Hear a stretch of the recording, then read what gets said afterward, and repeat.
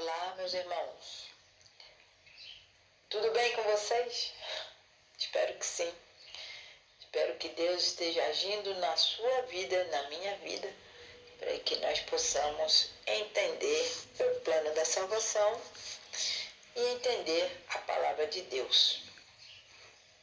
Vamos começar a nossa lição de quarta-feira, 18 de setembro. Mas eu gostaria de explicar para vocês este sinal, como se fosse a Bíblia, parte da Bíblia, né? E o sinal de com a mão correndo, fazendo o número 3. O que acontece é que nós, a cada 3 meses, estudamos um tema bíblico. E durante esse trimestre, 3 meses, nós abordamos um tema para nos aprofundarmos na palavra de Deus. Este sinal, então, é o sinal de lição da escola sabatina. Mas qualquer pessoa, não importa a religião, pode estudar por essa lição, porque o objetivo principal é esclarecer, estudar e procurar na Bíblia saber a vontade de Deus. Então, bom estudo para vocês e vamos para a nossa lição. O tema de hoje é abandonado por Deus. Será que Deus, o Pai, realmente abandonou Jesus na hora que ele mais necessitava? Nós vamos ver aqui na nossa lição. E também vamos ver quais foram as únicas palavras de Jesus na cruz que foram registradas em Marcos.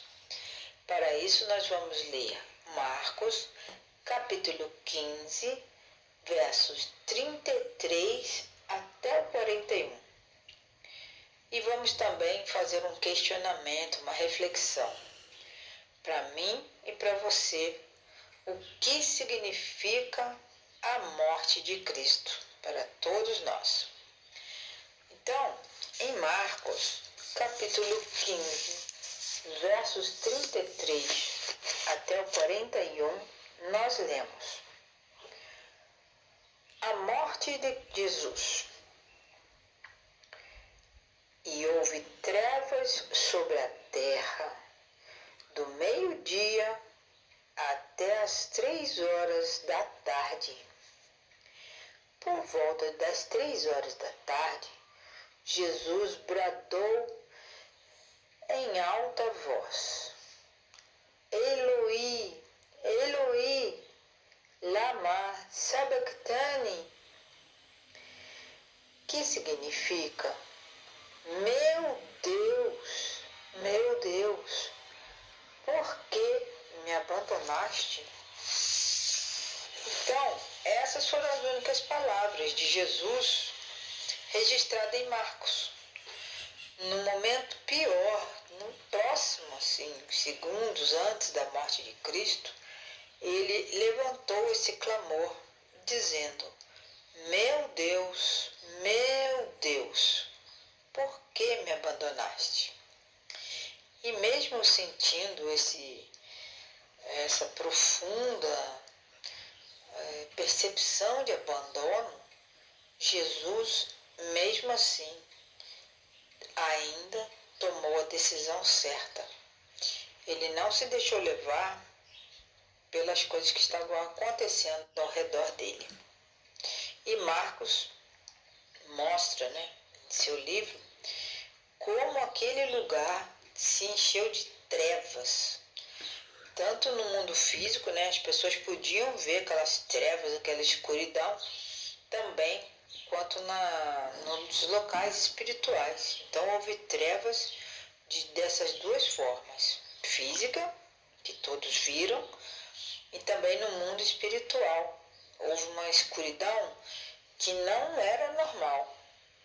E essa escuridão ficou ali, pairando sobre o Calvário, onde Jesus foi crucificado. A palavra Calvário era o nome do monte onde Jesus foi cravado na cruz. E essa palavra Calvário tem este sinal, Calvário, e quer dizer o Monte da Caveira. Se você olhar alguma foto desse local, vai perceber que de longe ele parece mesmo a cara, né, de um esqueleto, uma caveira. Então, naquela sexta-feira, do meio-dia até as 3 horas da tarde, Jesus estava ali sobre aquelas trevas. Não só Jesus, mas todos que estavam ao seu redor e o mundo espiritual também. Aquelas palavras de Jesus na cruz é considerada como clamor do abandono. Ele se sentiu abandonado. Isso, na verdade, foi uma oração, um clamor a Deus. Porque Jesus perguntou o que para Deus? Por que o Senhor me abandonou? E isso nós podemos ver também no Salmo 22, capítulo 1. Não sei se vocês já leram, vou ler para vocês aqui. No Salmo 22, versículo 1, ali está dizendo: meu Deus, por que me abandonaste? Por que estás longe e está longe de me salvar? Longe dos meus gritos de angústia. Então, na Bíblia existem muitas passagens que se referem a esses momentos de angústia de Jesus. E aqui em Salmos 22, verso 1, nós vemos aquelas palavras que justamente Jesus conseguiu falar na hora mais dolorida de sua vida. Existem também outras referências que ocorrem em Marcos, capítulo 15, 24 e 29. Então isso indica o quê? Que as Escrituras já estavam prevendo a morte de Jesus, não é? E as palavras e aqueles momentos. Por isso é importante que a gente leia a Bíblia como um todo. Nós sabemos que a Bíblia é dividida em Velho Testamento e Novo Testamento. E nós não podemos separar um do outro, não é? Nós temos que ver do Velho Testamento o que se cumpriu no Novo Testamento, o que está se cumprindo e o que ainda será cumprido, porque a palavra de Deus não falha. Ok, continuemos. Essas palavras que Jesus pronunciou na cruz, ela veio do aramaico. E a palavra se escreve, né? E-L-A-H-I. E Jesus falou, Eloi, Eloi. Então essa é a tradução original do grego. Para a nossa língua ficou, meu Deus, meu Deus. Então nós poderíamos entender que Jesus estava chamando Deus e não Elias, como as pessoas estavam dizendo, ele está chamando por Elias. Não é. Essa palavra Eloi, para nós em português, e E-L-A-H-I em aramaico, queria dizer que meu Deus é Yahvé. Então ali Jesus estava confirmando que Deus, Yahvé, que é escrito I-A-H-W-E-H,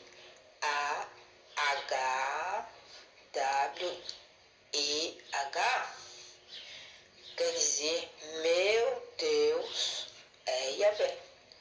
E aquelas pessoas que estavam ali foram muito erradas em entender ou pensar que Jesus estava chamando por Elias.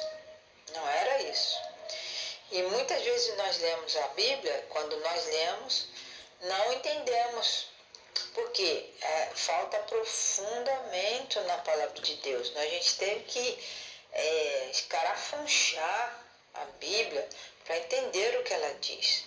Então aquelas pessoas que estavam ali de forma equivocada, entenderam que Jesus estava chamando por Elias, mas na verdade ele estava confirmando que Y-A-H-W-E-H,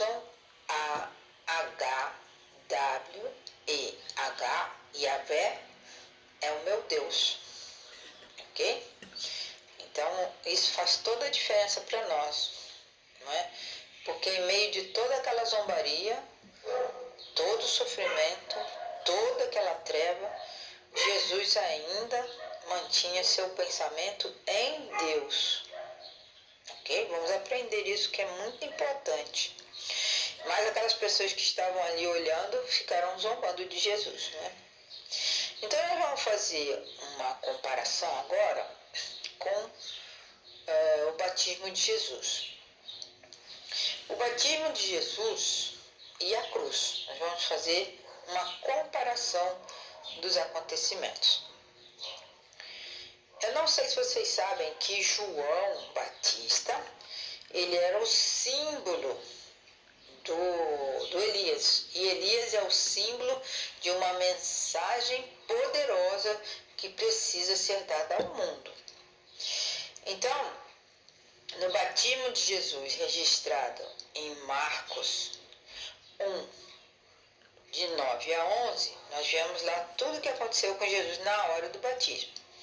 E na hora da cruz, nós lemos em Marcos 15, de 34 a 39, algumas coisas que aconteceram. Então nós vamos fazer uma comparação. Por exemplo, primeira coisa que nós vamos comparar. Quem batizou Jesus foi João Batista. E isso na hora que ele entrou nas águas, João Batista batizou Jesus. Já lá na cruz, Jesus foi batizado, não é, com o fim da sua missão. Ali Jesus completou sua missão aqui na terra.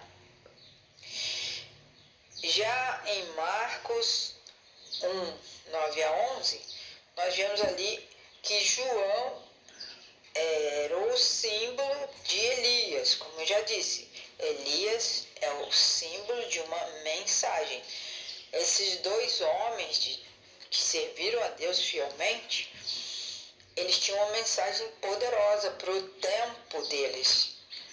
Então, tanto Elias quanto João, eles vieram para que as pessoas se voltassem para Deus realmente. Lá na cruz, Jesus aparentemente chamou por Elias, mas como nós já vimos, não. O que Jesus chamou ou clamou, ele confirmou o quê? Que Deus, o Deus de Jesus, era o Yahvé. Yahvé é escrito na nossa língua como Y-A-H-W-E-H.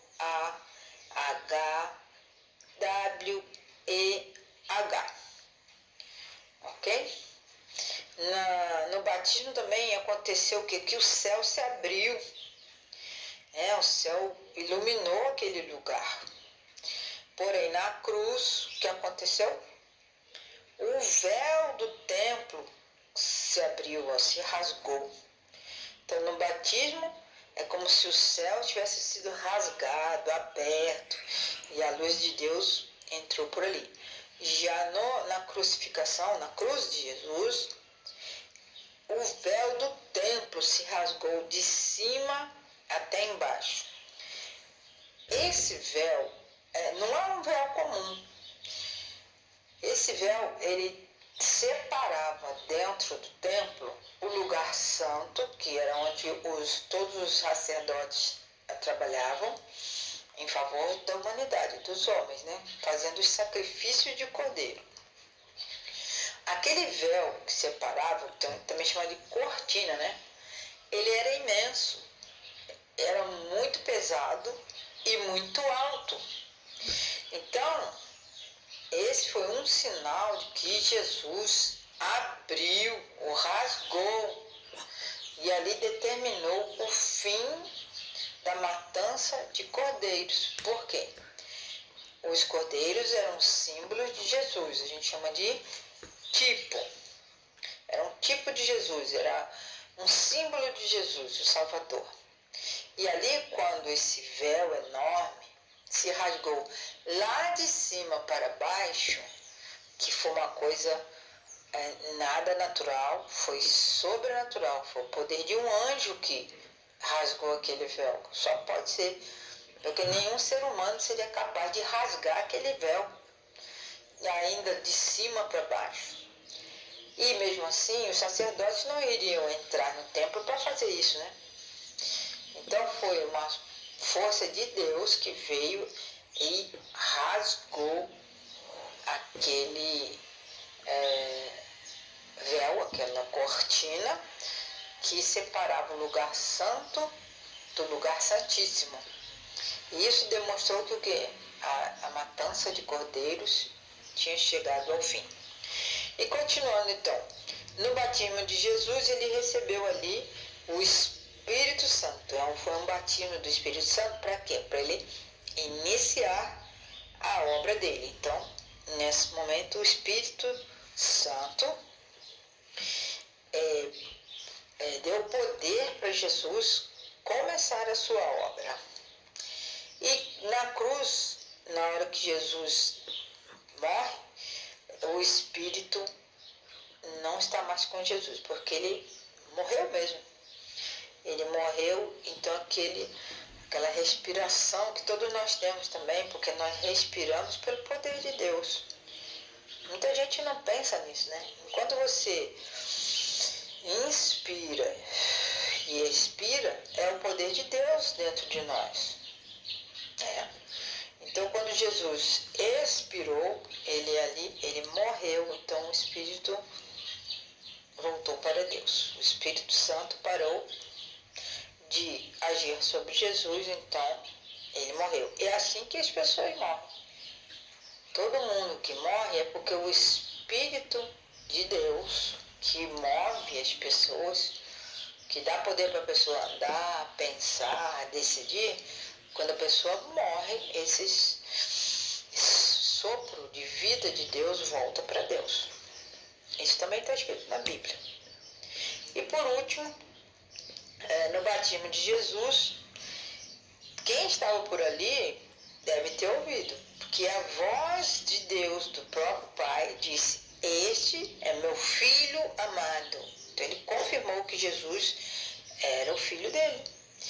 Já na cruz, quem confirmou que Jesus era o filho de Deus foi um centurião, um pagão, sendo que todas as pessoas que estavam ali, do povo de Deus, estavam negando a Jesus. Olha que ironia, né?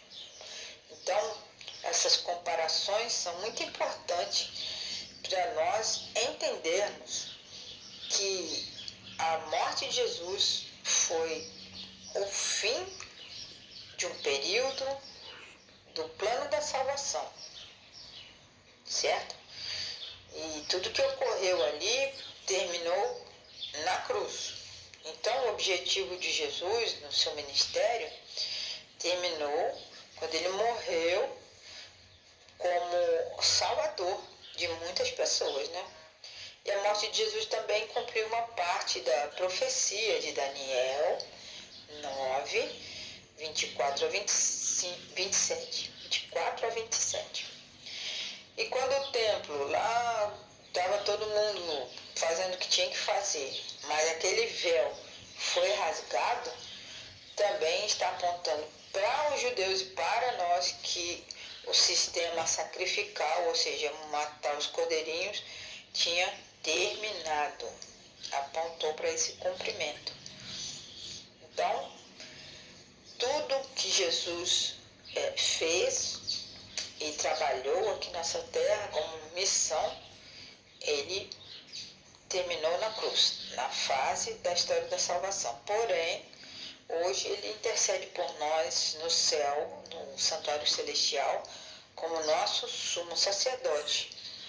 Porém, nós temos que entender o seguinte: hoje é o tempo que nós temos para conhecer Jesus, o seu ministério e a sua obra, né, que ele faz no plano da salvação. Mas quando ele parar, quando ele terminar essa obra, não vai ter mais intercessão. Então, quem é pecador vai continuar pecador, e quem é filho de Deus, santo, sem pecados, que pediu perdão por todos os seus pecados e seguiu a Deus, obedeceu a Deus como Jesus obedeceu, porque Ele nos dá esse poder. Então, logo nós vamos ver exatamente dois grupos nessa terra. Então, Jesus não fará intercessão por nós por muito tempo, não. E assim que Ele terminar a sua obra de intercessão lá no céu, como nosso sumo sacerdote, Ele virá buscar seus filhos aqui nessa terra. Então vale a pena, mesmo em meio a sofrimento e dor e problemas que nós podemos passar na nossa vida, nós temos que seguir o exemplo fiel de Jesus. Que Deus possa nos abençoar, que a nossa vida seja de decisões junto a Deus. E nós podemos, então, com o poder de Deus, se livrar desses problemas e desses pecados. Hoje o vídeo ficou um pouco mais comprido, mas é importante que nós possamos entender todos esses detalhes. Que Deus te abençoe e que a salvação que está à nossa disposição, nós possamos agarrar com todas as forças e fazer a vontade de Deus. Deus abençoe.